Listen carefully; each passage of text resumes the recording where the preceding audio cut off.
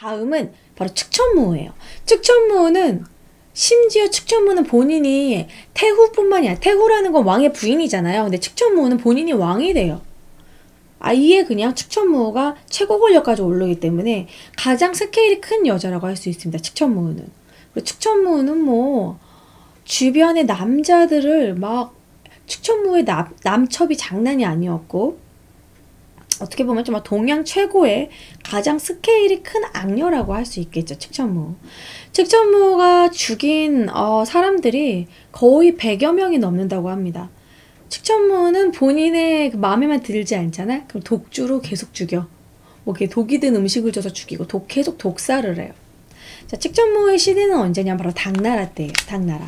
아까 여후는 한나라 한 고조의 부인이었잖아요. 측천무는 당나라의 바로 당태종의 원래 그 후궁이었습니다. 그럼 측천무 이야기는 그럼 영상을 그럼 보고 얘기를 좀 더 나눠보도록 할까요? 측천무는 제가 영상을 2개를 준비를 했어요. 측천무 얘기는 제가 이제 측천무가 가장 잔인했던 일화 중에 자기의 친딸도 죽입니다. 그 친딸을 죽인 부분은 제가 얘기하는 것보다 영상으로 보시는 게 훨씬 더 이해가 빠를 것 같아요. 친딸을 죽인 부분을 보여드리도록 하겠습니다. 자기의 딸을 죽여서까지 왕후에 오르려고 해요. 이 친딸을 죽인 얘기를 하기 전에 그러니까 측천무는 당태종의 그 후궁이었는데 그렇게 이쁜 얼굴은 아니었대요. 측천무가 약간 얼굴이 가게지고 약간 여장부 같은 스타일로 생겨가지고 키가 좀 크고 그래서 이제 좀 강인하게 생겼을 때 측천무가 측천무의 얼굴은 그냥 그림으로만 남아있는데 그닥 느낌이 오진 않죠. 얼굴이 약간 넙대대 네모났다고 했더라고요. 약간 좀 기골이 좀 약간 장대하고 여장부 스타일로 생겨가지고 그렇게 이쁜 얼굴은 아니었대. 원래 왕에게는 그런 그 애첩들에게는 이렇게 등급이 있었대요. 정말 높은 후, 뭐 소위, 첩여, 미인, 제인 뭐 이렇게 있는데 가장 아래 등급의 제인이었다고 합니다. 측천무는 6등급 정도로 그렇게 이쁜 여자는 아니었다는 거야. 그리고 당태종도 그렇게 측천무를 처음에는 이뻐하지 않았대. 그랬는데 측천무가 머리를 되게 잘 쓴 거야. 진짜 지혜로운 사람이었던 게 당태종이 죽고 나면 그 다음 고종이라고 당태종의 아들이 있는데 그 아들을 꼬신 거야. 미래를 본 거지. 어차피 당태종은 나를 이뻐하지도 않고 당태종과의 사이에서 자식도 없어. 그럼 얘가 죽고 나면 나는 그냥 절에 가서 비구니가 돼야 돼. 그래서 아들을 꼬신 거야. 당고종을 옛날부터 꼬셔내가지고 당고종과 정을 통해서 어떻게 보면 좀 약간 근친상간이죠. 아버지의 애첩인데 어머니는 아니지만 어쨌든 그래도 새엄마잖아. 새엄마. 그런데도 불구하고 당고종을 꼬셔내서 당태종이 죽은 뒤 고종하고 이렇게 네, 당고종하고 이렇게 정을 통해서 결국엔 당고종의 아이를 임신을 하게 돼요. 그래서 절에 있었지만 이제 당태종이 죽고 나면 원래 왕이 죽으면은 왕의 부인들은요 재가를 하면 안 된다. 다른 남자 몸을 섞으면 안 된다 해가지고 주로 절로 가버려요. 비구니가 돼버리는데 그 비구니가 돼버린 게 측천무를 고종이 데려옵니다. 고종이 데려와서 자기의 부인으로 삼아요. 그런데 그 처음 임신한 그 딸을 어떻게 잔인하게 이렇게 죽였는지, 왜 죽였는지 그런 부분을 영상으로 보여드리도록 할게요. 그리고 이 당의 고종에게는 원래 황후 왕씨가 부인으로 있었어요. 근데 왕씨가 이 측천무를 데려오는데 왜 그냥 오케이 했냐면 왕씨에게는 자식이 없었어요. 자식을 갖지를 못하니까 내가 자식을 못 가지는데 그래서 측천무가 딸을 임신을 했다니까 아들을 뭐 임신했을 수도 있으니까 한번 데려오라고 했고 그리고 그때 당시 되게 예쁜 미인인 그 소씨가 있었거든요. 이 소씨를 또 고종이 되게 이뻐하니까 이 소씨를 견제하려고 측천무를 데려와. 측천무는 별로 이쁘지 않았기 때문에. 그렇지만 그것이 나중에 본인의 죽음을 불러일으킬 줄은 몰랐던 거지. 황후 왕씨는 착하기만 해가지고. 그 내용을 영상으로 보여드릴게요. 또 참고하자면 여러분 당나라 하면 국제적이라는 거 기억하십니까? 당나라 하면 당삼체 요거 기억해요? 우리 예전에 막 중학교 때나 뭐 고등학교 때 막 세계사 시간에 배우잖아요. 당나라는 국제적인 교류로 유명한 당나라는 어떻게 보면은 중국의 가장 어떻게 보면 번성기 전성기라고 볼 수 있습니다. 뭐 중국의 그 당나라에 보면 장안에 보면은 뭐 인도의 승려, 페르시아 상인, 일본 유학생, 뭐 우리나라 사람들까지 당나라로 유학을 많이 가고 이 당나라의 문물을 우리가 받아들여가지고 우리가 막 그런 뭐 불교도 그쪽에 당나라로부터 이렇게 받아들이고 막 그랬었잖아요. 그래서 국제세계 풍부한 이 당나라 어떻게 이런 전성기 때 측천무호가 또 이어서 전성기를 또 이어간 거죠. 주나라를 세우게 되죠. 자, 그러면은 측천무호가 자기의 딸을 잔인하게 죽인 그런 부분에 대해서 영상을 보여드리도록 할게요. 아들의 아이를 임신했냐고 물어보시는데 친아들은 아닙니다. 친아들은 아니지만 새엄마인 거죠. 그러니까 이제 당태종의 후궁이었던 측천무호가 당태종이 자기를 별로 이뻐하지 않으니까 당태종의 아들, 다음 왕을 이을 당태종의 아들인 고종을 꼬신 거죠.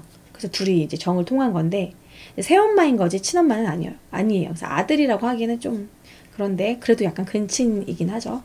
자, 영상을 이어서 보여드리도록 하겠습니다. 진실은 이랬다. 무소인은 안에 있는가? 잠시 황후 폐하를 뵙고 왕씨. 오겠다 하셨습니다. 아이를 못 가지니까 아이를 그래. 입고했거든요. 그럼 옹주나 보고 가야겠다. 드시지요. 이 아이가 생후 10일 정도였어요. 정말 신생아 갓난아기 때. 아이고 우리 옹주. 후사가 없었기에 누구보다 옹주를 아꼈던 황후. 애기 불쌍해.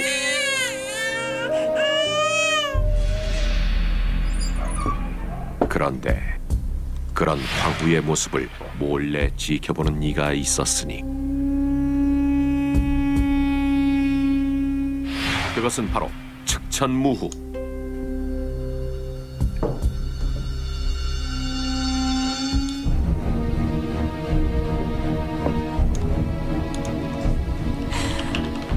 그 뜻을 이루기 위해서는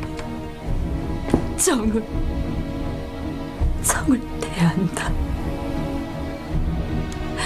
무언가 큰 결심을 내린 듯한 그녀. 어제 자기 딸을. 놀랍게도 소름. 옹주를 죽음으로 몰고 간 일은 다름 아닌 어미인 측천무후였던 것이다. 와, 어떻게 지 딸을 죽여요? 실제 와. 역사서 자치 통감에는 황후가 옹주를 보고 간 후 측천무후가 몰래 옹주를 죽였다. 고종이 옹주를 보러 왔을 때는 이미 사망한 상태였다라고 자기 기록돼 딸도 있다. 이용한 거야, 자기 권력을. 하늘이 두렵지도 않느냐? 네가 어떻게 감히 나를?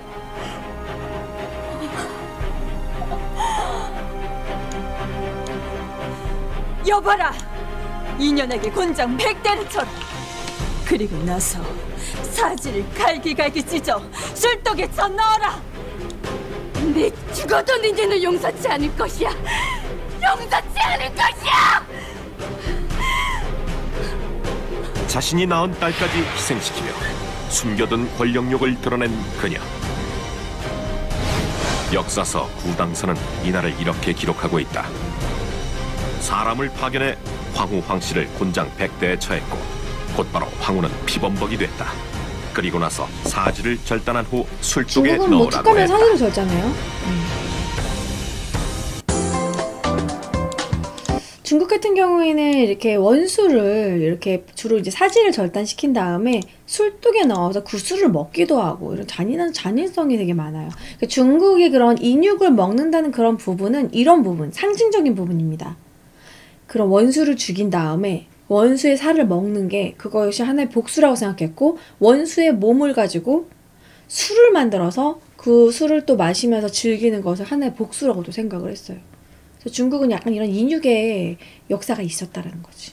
유명한 건 공자의 설이 있죠. 공자가 그렇게 뭐 인육으로 육젓을 만드는 젓갈을 만드는 게 있는데 그 육젓을 되게 좋아했는데 근데 어느 날 자기의 그 아끼던 제자가 그런 나라의 잘못을 해가지고 처형당해서 그 제자가 이제 젓갈이 담겨진 그러니까 사람 고기가 돼버린 그걸 보면서 그 뒤로는 다시 육젓을 먹지 않았다. 뭐 그런 얘기도 있을 정도로 중국에 약간의 인용 문화 같은 게 있습니다. 곤장을 맞으면 죽느냐 뭐 이런 얘기를 하는데 곤장이 여러분 그냥 탁 맞고 아야 이게 아니에요. 곤장은요 적어도 10대부터 엉덩이가 터져요. 물론 어떻게 맞느냐에 따라 틀리겠지만 곤장 기본적으로 10대부터 맞으면은 엉덩이가 터지고 50대부터는 사람이 죽을 수가 있어요.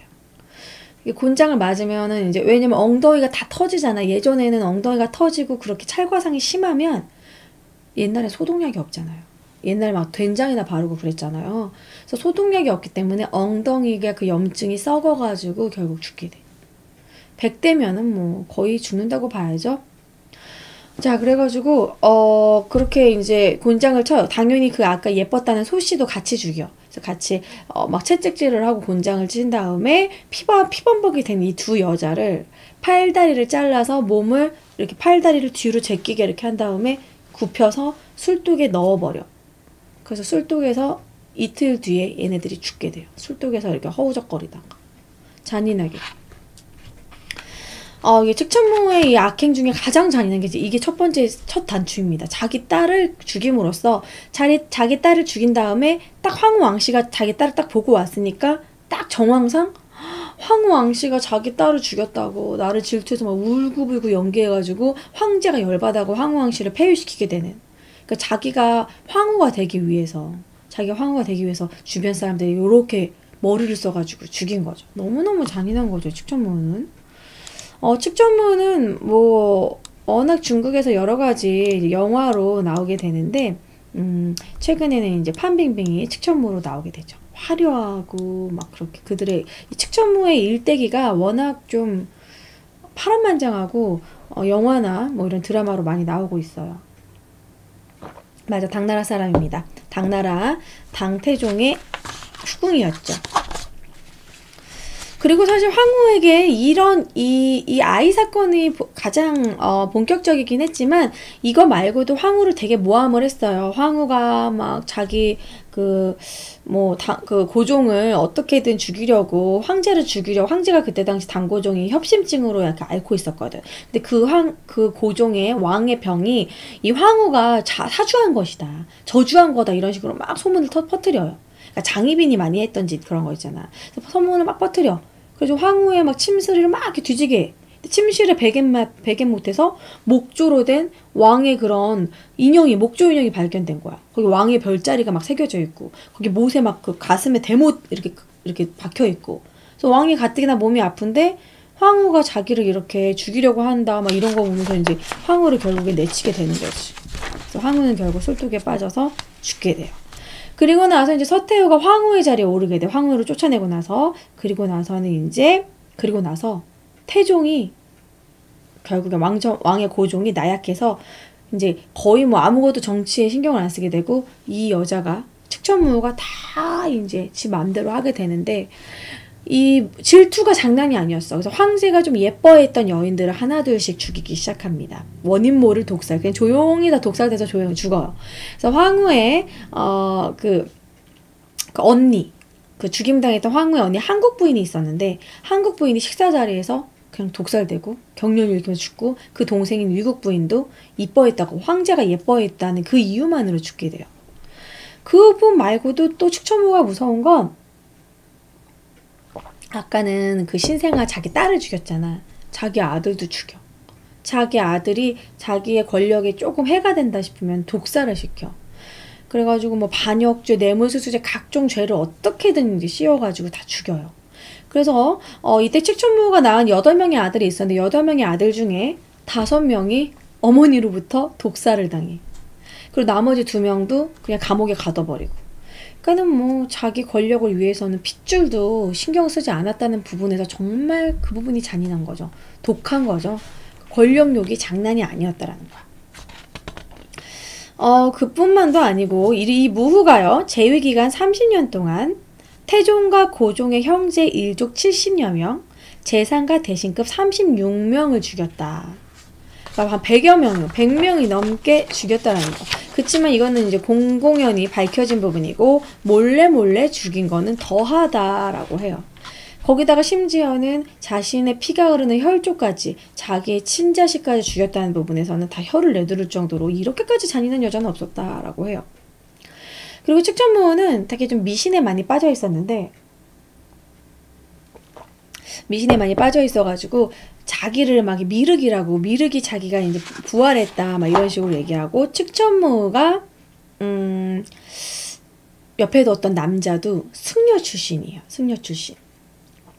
그렇게 아무튼 이러다가 고종이 시름시름 앓다가 결국에는 죽게 돼. 고종이 55세에 죽게 되는데 그때 측천무가 60세였거든요. 근데 60세였는데도 불구하고 할머니가 됐는데도 되게 정정했대. 엄청나게 정정하고 정력가였다는 거야. 되게 쌩쌩한, 그 몸이 되게 쌩쌩했다고 하더라고요. 미륵 나오니까 약간 또 궁예 느낌 나오죠. 근데 이렇게 백성들을 현혹시키고 막 이렇게 백성들이 자기를 믿게 하고 왕권을 강화시키는데 옛날에는 그렇게 종교적인 걸 썼다라는 거예요. 우리나라도 약간 지금 종교에 현혹된 분이 있으시잖아요. 이 종교에 사람이 이게 현혹되면 이렇게 무서워지는 거예요. 자 그러면은 고종이 죽었어요. 왕이 죽었으니 이제 측천무가 최고 권력이 되는 거지. 이제는 황제를 꿈꾸기 시작하는 거예요. 그래서 주변에 스스로 황제로 칭하게 되기 위해서 주변에 이제 당나라에 충성을 바쳤던 그런 많은 사람들을 숙청을 하고 죽이게 됩니다.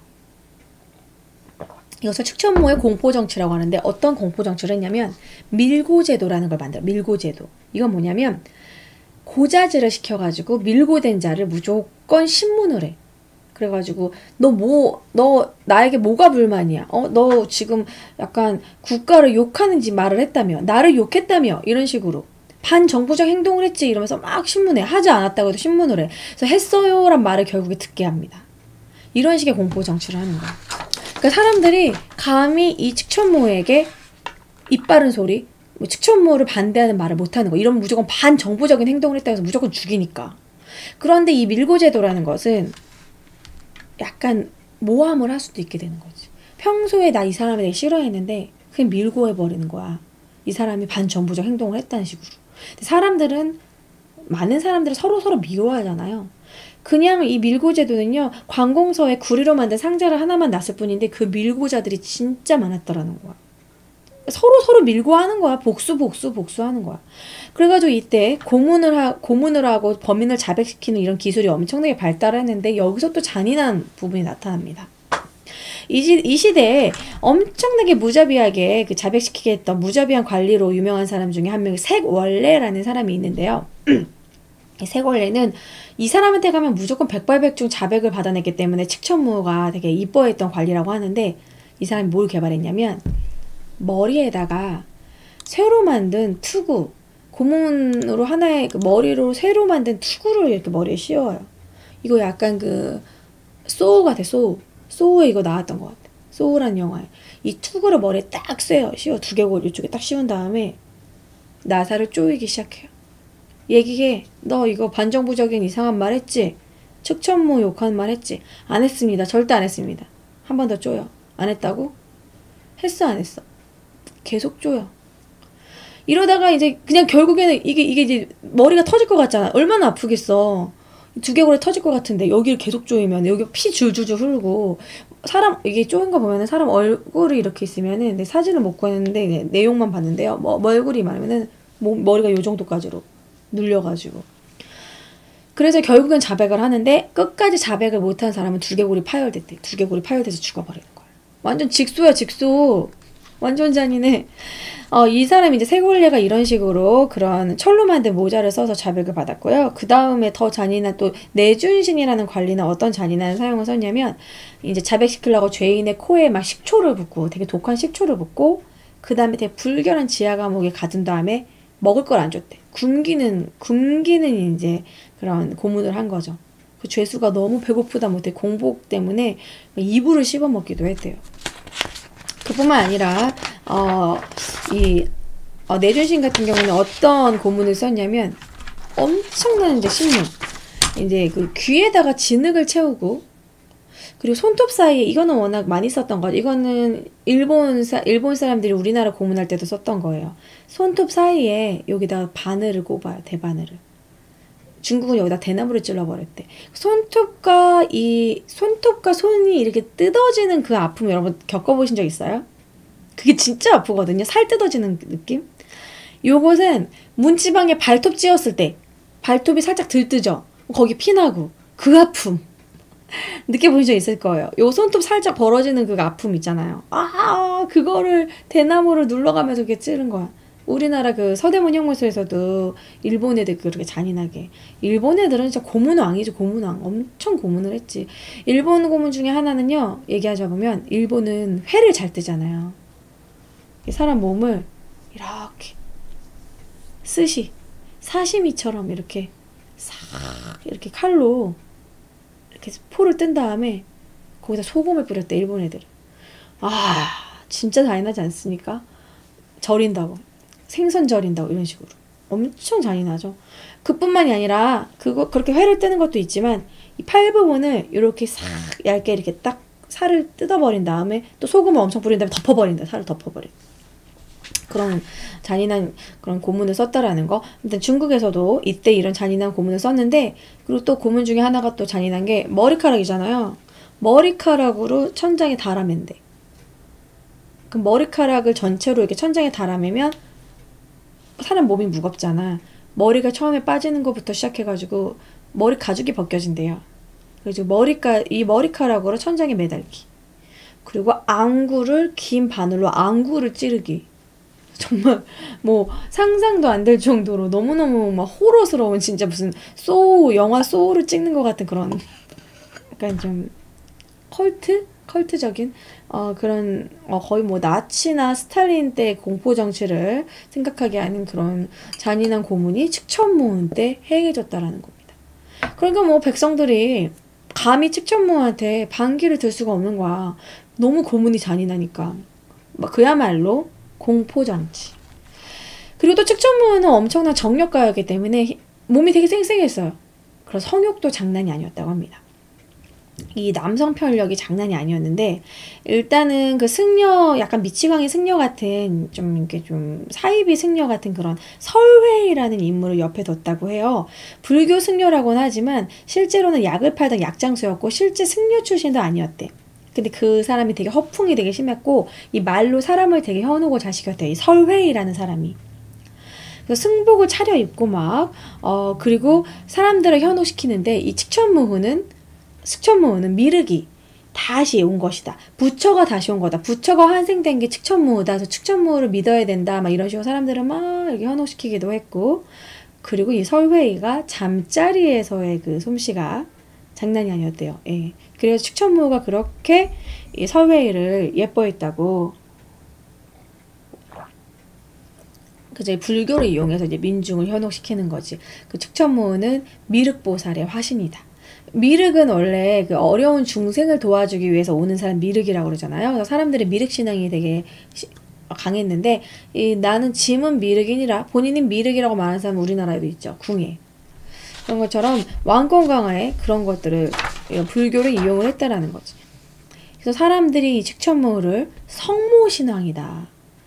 그 미륵이 살아나온, 부처가 살아나온 그런 신이다. 신황이다. 이렇게 부를 정도로 그렇게 막 측천무후를 높였다라는 거야.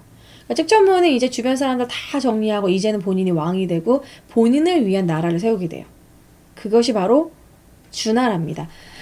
주나라는요, 예전에 주나라가 있어요. 여러분 중국 역사를 이렇게 외워보면 은주, 춘추전국시대, 뭐 진한, 위진남북조, 수당, 송원명청 이렇게 쭉 있잖아요.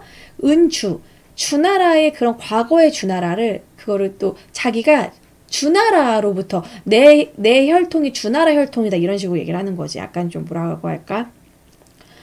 본인의 그런 뿌리를, 혈통을 좀 높이려고 하는 거야. 그러니까 마치 조선이란 나라가 예전 단군왕검이 세운 나라도 조선이거든요. 그런데 이성계가 사실은 쿠데타를 통해 가지고 자기가 왕이 된 거잖아. 그렇지만 뭔가 정당성을, 뭔가 좀 정통성을 이제 이어받기 위해서 그 옛 조선의 이름을 써서 그 가장 우리나라에 오래됐던 나라 조선의 이름 써서 조선이라고 나라를 세운 것처럼, 그래서 그 나라 이름을 조선과 옛날 조선을 나누기 위해서 고조선을 붙인 거지, 단군왕검이 세운 나라는 그냥 조선이었던 거야 원래. 근데 이제 옛 고자 써서 나중 조선과 그 옛날 조선을 구분하기 위해서 고조선이 된 것이죠. 옛 고자예요, 그 고자가. 자, 아무튼 이런 식으로 측천무후도 옛 주나라의 그 영광을 이어가겠다 해서 주나라라고 나라를 이름을 만듭니다. 연호를 천수로 하고 정말 본인이 황제로 등극을 하게 돼요. 측천무후는. 자, 그러면 이 칙천모의 이런 남성 편력에 대해서도 제가 준비를 했거든요. 70세에도 엄청나게 성욕이 폭발했다는 거. 잠시만요. 이게 광고 좀 지난 다음에 보여드릴게요. 아니 70대 노인인데 성욕이 있다라는 것도 대단한 것 같아. 진짜 그 몸이 정말 정정했구나 그런 걸 느낄 수 있습니다.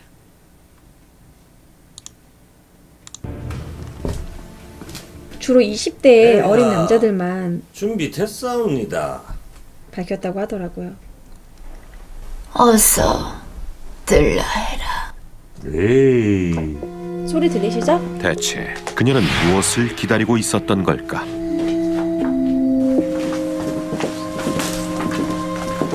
이 소년들은 이제 출세를 위해서 그것은 바로 끌려온 거죠. 궁안의 젊은 남성들이었다. 늦은 밤, 그녀는 왜 이 남성들을 불러들인 걸까?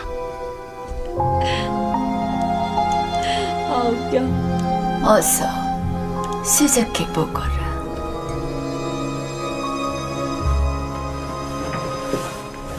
역시 바지를 봤죠? 어딜 본 걸까요? 그녀는 무엇을 하려는 걸까? 기준이 뭐야 도대체? 왜 바지를 벗게 해? 내 오늘은 너로 할 것이다. 황은이 망극하옵니다. 놀랍게도 이 남성은 70이 넘은 칙천무후의 잠자리 상대였던 것. 그런데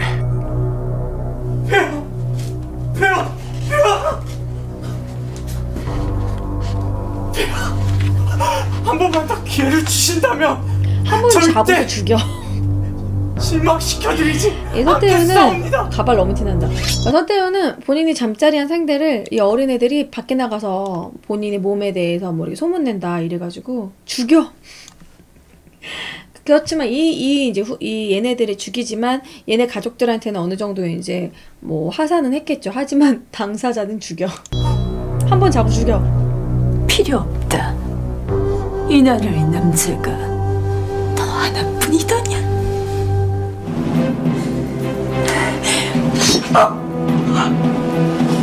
그렇게 그녀의 수발을 들던 건장한 남성들이 밤마다 죽임을 당했던 것. 남성 편력 역시 대단했던 그녀였다. 역사서인 구당서는 먹버. 칙천무후의 부름을 말 받은 그대로 남총은 먹버죠. 3,000명. 이들은 세 가지 조건을 3,000명. 충족시켜야 선택받을 수 있었으며 주로 성욕을 충족시키는 데 사용됐다고 기록하고 있다. 이 여자 보통이 아니다. 그렇게 15년간의 통치가 지나고 내가 죽거든 내 묘비에는 아무 글씨도 남기지 이 부분 좀 많은 생각을 하게 되죠. 마지막에 아씨. 뉘우친 건지 본인이 잔인한 짓을 많이 했다는 걸 안 건지. 백비 묘비에 아무것도 잡지 말라고 합니다. 그 남아있어요 지금. 보여드릴게요.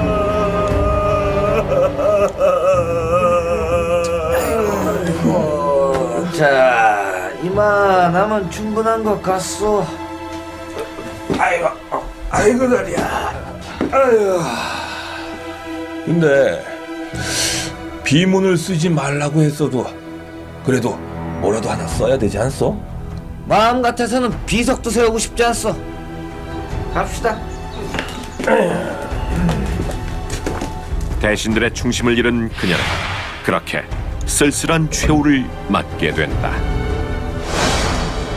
실제 역대 황제들의 비석과는 아무것도 달리 그녀의 비석엔 안 비문이 없다. 써있어요 진짜. 자식을 살해하면서까지 황제의 자리를 원했던 권력욕의 화신 권력욕이 칙천무. 장난이 아니었구나 진짜. 그런 그녀가 묘비에 한 글자도 남기지 말라고 한 것. 혹시 자신이 죽였던 수많은 이들에 대한 미안함 때문은 아니었을까? 자, 과연 왜 백비로 남겨놨을까? 뭐 이 부분. 백비를 보여드릴게요. 무자비라고도 하고 백비라고도 합니다. 아예 아무것도 써있지 않은 그냥 거대한데 아무것도 써있지 않은 비석이 있어요. 오히려 그것 때문에 측천무의 그 무자비함. 그래서 이 무자비라는 것이 와, 너 진짜 너무 무자비하다. 이 말이 여기서 나온 것입니다. 측천무를 기린 무자비. 중국 산사성 시안 근처에 당고종과 측천무의 합작릉인 건릉에 있죠. 근데 무자비하다는 말의 어원이 될 정도로 딱 보면 진짜 위압감이 장난이고 정말 크죠. 보시면 옆에 사람 보이잖아요. 그 사람 크기랑 비교해 보면 엄청나게 스케일이 큰 비석이란 걸 알 수 있습니다. 아무것도 적어 있지 않은 거. 백비라고도 하고 무자비라고도 합니다. 아무런 글자가 없는 비석이다. 무자비하다. 측천무의 행동을 보고 나온 것이죠. 근데 측천무가요, 70대에도 이렇게 정정하게 막 여기저기 막 남자들을 그렇게 3,000명이나 부리고 그랬지만 75세가 돼도 그녀의 성생활은 끊이지 않습니다. 75세가 된 후부터는 너무 여러 명하고 즐기기 힘드니까 특히 이뻐했던 장씨 형제가 있었는데요. 이 장씨 형제는 20대로 피부가 되게 하얗고 되게 외모가 수려했대요. 이 형제 자체가 둘 다 잘생겨가지고 이 장씨 형제가 이 측천무의 부름을 받아서 이제 궁궐에 갈 때는 연지곤지를 찍고 그리고 머리에 기름을 바르고 그리고 입에는 정향이라는 그런 향수 같은 거거든요. 입냄새가 좋게 만드는 정향을 물고 갔다고 해요. 주변 사람들이 막 욕을 하는 거야. 뭐 늙어가지고 남자를. 그러고 근데 이제 이 장씨 형제 중에서 이 첫째가 그 형이 회춘제 전문가고 그리고 뭐 이런 아편이나 회춘제를 되게 잘 썼대. 그런 거 있잖아요. 약간 발정제 같은 그런 거라던가 그런 성적인 그런 약을 잘 써가지고 그 음탕한 노파를 기쁘게 하는 여러 가지 방법을 사용했대요. 장씨 형제와의 그런 음란한 게 막 백성들한테도 퍼져나가고 막 이러니까 하도 욕을 먹으니까 무후가 이제 소문이 나니까 측천무가 소문을 없애려고 궁궐에 공학부라는 걸 만들어요. 공학부라는 명칭 자체가 뭔가 좀 공부하는 곳 같죠? 공학부는 종교문학연구소라는 그런 빌미로 만든 것인데 막 공자, 노자, 석가, 도교, 유교, 불교 이런 것들을 이제 성현의 말을 수록하고 연구하는 곳이다. 그래가지고 대학처럼 이렇게 만들었지만 실제로는 거기에서 남자들을 거기다가 미소년들을 육성시키면서 거기서 이제 즐기기 위해서 만들었던 곳이에요. 근데 공학부가 어디에 있었냐면 요광전이라는 되게 사치스러운 궁전 내부에 있었는데 이 공학부에서 엄청나게 퇴폐적이고 음란한 행동이 행해졌다고 합니다. 이 공학부는요, 이 문과 이런 것도 되게 화려하고 이 공학부 안에는 연못도 있고 마치 그런 막 로마의 궁전 같은 그런 식으로 되게 사치스럽게 꾸몄었대요. 막 카프리성 궁전 같은 그런 느낌으로. 그래서 이 공학부에서는 서태후래 측천무와 그런 어린 미소년들과의 그런 생수 파티도 벌어졌지만 그 미소년들끼리 이 미소년들은 여기 뭔 죄야. 그 미소년들은 여기 뽑혀가지고 공학부에서 그 할머니랑만 해야 되니까 얼마나 그 본인들의 그 넘치는 성욕을 주체를 못하겠어요. 그래서 이 공학부에 있는 또 소년들은 거의 다 미소년이고 되게 잘생기고 이쁩니다. 그러니까 그냥 우리끼리 즐기자 그래가지고 엄청난 그 동성애 도착적이고 막 그런 야한 그런 동성애 그런 난교 파티의 장이 되었다고 해요. 그래서 공학부에 있는 그런 미소년들이 엄청나게 이제 동성애를 했더라는 거. 자, 그러다가 이제 측천무가 이제 704년 죽기 1년 전부터 병상에 이제 누워가지고 시중 만드는데 이 두 형제 장씨 형제의 이제 시중만 들었대요. 이제 82세에 죽게 되는데 82세에 죽게 되는데 이제 그때 막 무력혁명이 일어나가지고 이제 측천무를 쫓아내려고 하는 그 혁명도 일어나고 장씨 형제들도 결국에는 혁명군한테 죽게 되는데요. 아까 그 영상에 봤다시피 측천무가 죽을 때 나의 비석에는 아무런 글자도 새기지 마라. 그러면서 이제 그 유명한 무자비가 남아있다라는 거죠. 어때요, 여러분? 여후가 잔인한 것 같아요? 측천무가 잔인한 것 같아요? 그 남자의 정기를 빨아서 그 뭐라고 해야 될까? 양기를 충족시키면서 오래 산 걸까요? 82세까지 살았고 70세에도 정정했던 측천무. 본인의 권력을 위해서라면 자신의 가족까지 살해했던 그런 잔인한 중국의 악녀, 당나라의 악녀 측천무에 대한 이야기였습니다. 잠깐만요. 제가 측천무 영상을 다 보여드렸죠? 자, 그러면은 이제 서태후로 넘어가도록 하죠. 조금만 쉬었다. 말을 너무 많이 했어. 제가 어제 그 집회에 갔다 와가지고 목이 좋지가 않아요. 측천무에 대한 거를 측천무에 대한 거 한 가지 빼먹었구나. 측천무가요, 살해한 그 사람들이 어느 정도인지 이제 이런 거 논문을 쓴 사람이 있어요. 임어당이라는 사람이 측천무는 정말 이례적인 잔인한 여자다 하면서 이제 책을 썼는데, 중국의 문명비평가, 역사가로 유명한 사람인데, 측천무는 일생 동안 93명을 살해했다고. 이거 이 두 개를 똑같은 거를. 잠깐만, 똑같은 걸 올렸어. 예, 근데 공식적으로 93명을 살해했지만 비공식적으로 죽인 것까지 치면 아마 200명이 다 될 것이다, 이런 식으로 얘기할 정도로 살해 생전에 엄청나게 많은 사람을 죽였고, 본인이 죽인 것만 해도 200명이 가까이 되고, 간접적으로 막 고문하면서 죽이고 막 이렇게 한 것만 공포정치 때 죽인 것만 치면 아마 수천 명에 달하지 않을까, 그렇게 볼 정도로 네, 정말 잔인한 여자였다라는 거.